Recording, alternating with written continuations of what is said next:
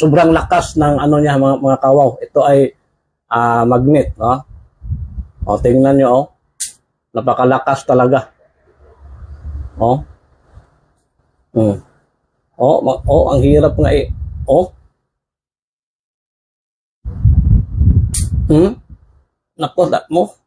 Halos hindi mo matanggal, oh.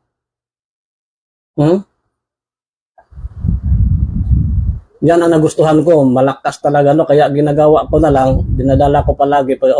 Nako, halos hindi Ayan, hello mga kawaw, good morning, good afternoon, good evening. Depende pa rin kung saan kayo ngayon, no? Habang nanonood nitong video natin. Ito may ipapakita lang ako mga kawaw bilang sagot na rin sa isang follower natin na isang subscriber natin na nagtatanong, no? Kung ano daw yung palagi kong dala-dala yung umaalis ako. Kaya ito lang yun, oh. Bro. Ito lang. Kasi ako ayaw kong maraming mga dinadala, no? Parang nabibigatan din ako magdala ng ibang mga mutya or mga pampaswerte, no? Kaya ito lang 4 na piraso palagi kong dinadala. Ito ay isang kahoy na naging bato. Ayan. Tapos itong mutya ng durian. Ito po ay hindi ito sa langka durian, ito mga kawaw. Tingnan nyo, bato na ito. Dito. Para malaman nyo na naging bato na talaga siya, no? Ito ay kahoy na naging bato. At isang buto ng durian na naging bato na rin. Ayan, oh.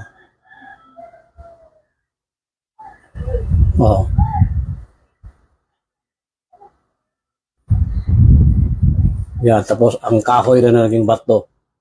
Katunayan na sila ay puro mga bato na mga kawaw. Ayan, oh.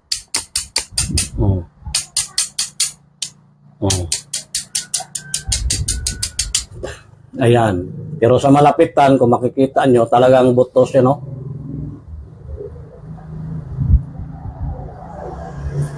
Ayan, no? Tapos kahoy. Tapos, siyempre, hindi mawawala sa akin itong bato umo. Ayan, legit yan na bato umo mga kawaw. Hindi yan kagaya ng mga nabibili lang sa mga online, no? Ito ay galing sa loob ng kuweba talaga ito. Itong bato umo nga pala mga kawaw, ito ang tinatawag din na cave pearl. Kaalaman din sa mga bago pa lang, no?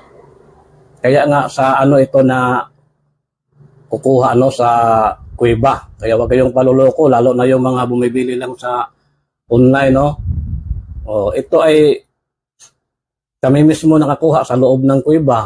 Mga dinadala ko pala mga kawaw, puro kami mismo ang nakakuha, no? Mag-hunting kasi kami.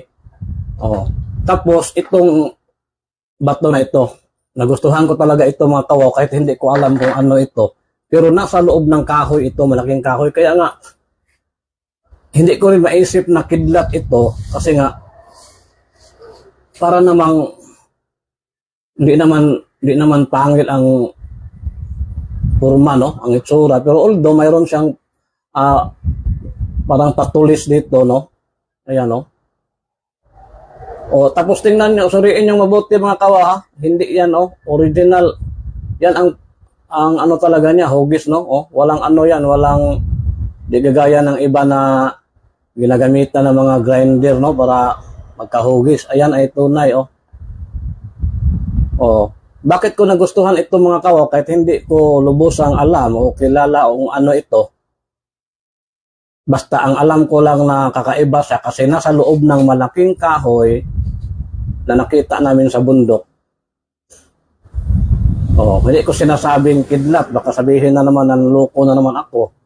Sinasabi ko nga na hindi ko alam, pero ang gustuhan ko kasi sobrang lakas ng niya mga kawaw. Ito ay magnet, tingnan nyo, napakalakas talaga. Hmm. Ang hirap nga eh. Oh, hmm? Nako, mo. Halos hindi mo matanggal. Oh, hmm? Yan ang nagustuhan ko. Malakas talaga, no? Kaya ginagawa ko na lang, dinadala ko palagi. Nako, halos hindi matanggal mga kauhaw. Oh. Grabe talaga, oh. Di gaya ng sa iba dyan. Paglagay ng magnet, pag ganyan mo, na hulog na naman yung magnet, no? Kung mag-slide yan, no? Hindi, kasi sa sobrang lakas ng ano niya. Enerhiya, oh, grabe, oh. Oh, halos hindi ko maangat, oh. Oh. Ayan, nagustuhan ko mga kawa, parang dinadala ko na lang, iniisip ko na lang, parang ginagawa ko na lang siyang parang money magnet. Ginagawa ko na lang money magnet, no? Yan, no? Bakto yan na itim, sobrang itim, na medyo may ganyan, no? Parang pa-curve, no? Kurbada rito, medyo paano naman dyan sa, parang pagong ba? O, parang pagong, tapos, mayroon ding patulis na konti. Malaking kahoy mga kawaw na sa bundok na nakita namin, ito, yung kahoy na medyo nalanta na yung sa Bisaya sa amin parang gabok na kaayo. O yung tawag sa Tagalog yan, no? Tapos, yung isa kong kasamahan, kumakain kasi ng yung mga parang, ano bang tawag nila, parang mga bulate-bulate doon sa kahoy mga kawaw. Hindi kasi ako, no? Hindi ko kumakain yan. Sila ang, inanon na yung kahoy.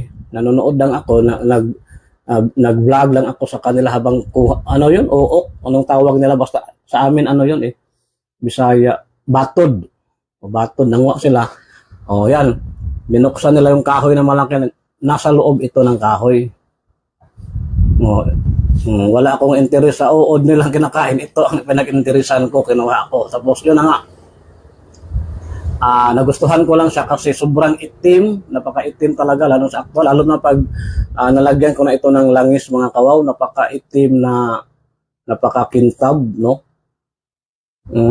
Tapos, dito ko na sa bahay na laman na malakas ay mag-magnet kasi nung nag-hunting kami, wala man akong dalang magnet, no? Dito na sa bahay, pag dikit kong ganyan, namangha talaga ko. Hindi ko na matanggal. Ayan. Grabe talaga ang lakas. Magnet na nagustuhan ko. Kaya, ito lang. Ang sagot ko sa iyo, bro, ito lang talaga ang daladala ko, no? Everyday. Hindi mawawala sa akin ito. Hanggang sa pagtulog. Itong 4, no? May mga iba ako, pero may isa pala akong daladala rin yung hindi linta, yung parang hila-hila nga. Pero nasa bag ko lang yon.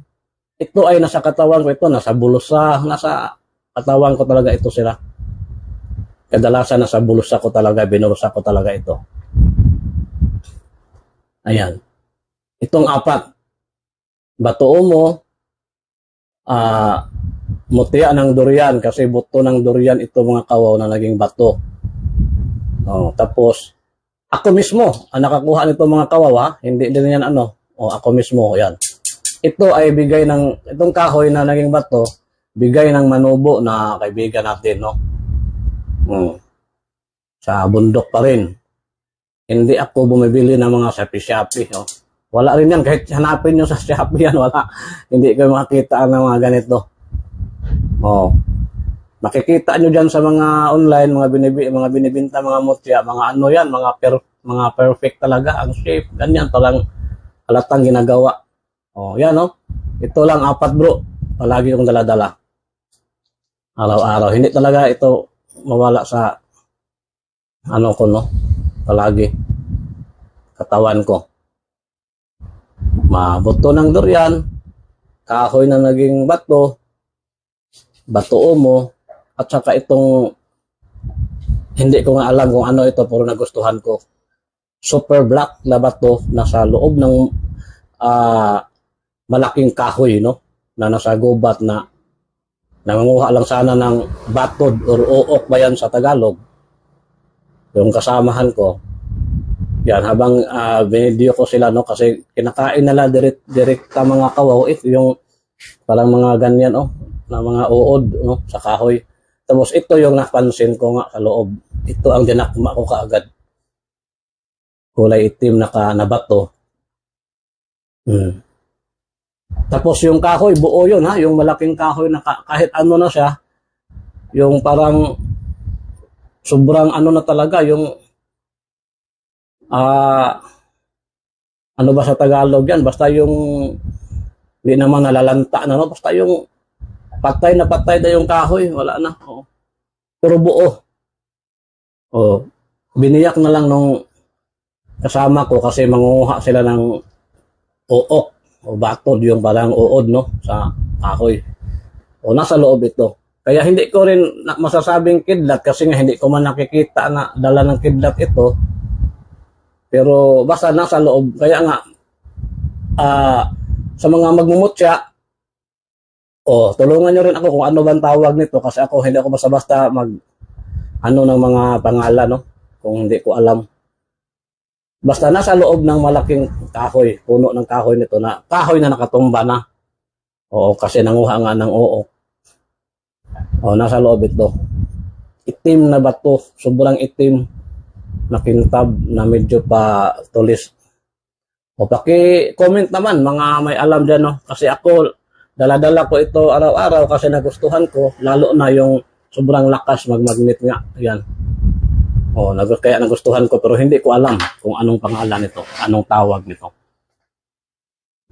Hindi ko rin tinatawag na gemstone ito kasi nga nasa loob ng kahoy. Mutya, I consider it as a mutya talaga. So hanggang dito na lang muna mga kawaw. Bro, sana nakapanood ka dito, no? Nagtatanong sa akin kung ano palagi ang although lahat naman ng video ko nakita kita, nag-comment ka.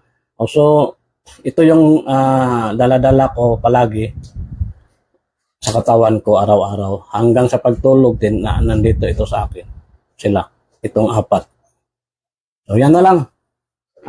Maraming salamat. Sa mga baguhan, yun pa rin ang hinihingi ko, no. Konting tulong lang sa maliit naming channel. Paki-subscribe naman para rin ma-update kayo sa lahat ng mga makikita namin kakaibang bagay at sa mga lugar na pupuntahan namin.